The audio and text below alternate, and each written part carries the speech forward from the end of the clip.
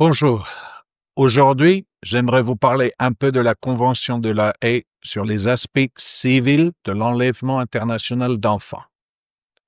Adoptée en 1980, cette convention internationale vise à garantir que lorsque un enfant est illicitement déplacé ou retenu à travers les frontières internationales, il soit rapidement renvoyé dans son pays de résidence habituel, c'est-à-dire là où il vit régulièrement.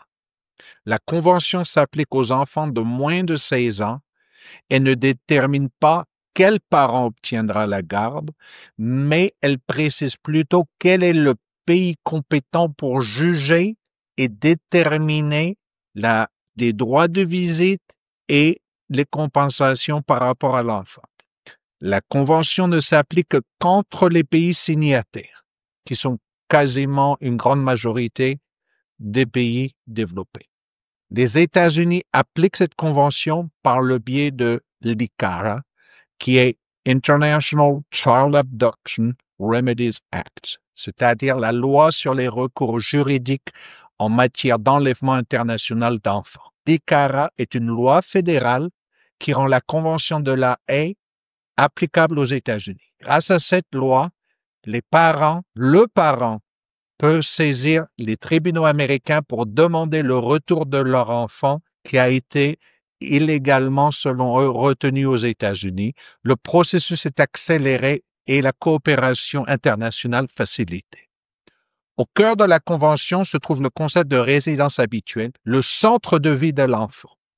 Les tribunaux déterminent ce lieu en prenant en compte les éléments tels que l'école fréquentée par les enfants, les relations sociales, la sécurité de l'enfant et s'assurer que tout soit jugé dans le pays approprié et de fournir une solution rapide en cas d'enlèvement d'enfants.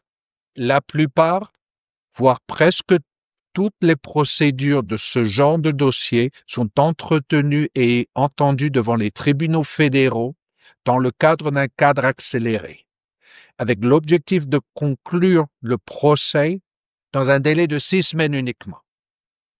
Peu d'avocats en droit de la famille sont habilités à plaider devant les tribunaux fédéraux pour la simple raison que le droit de famille dépend du droit de chaque État.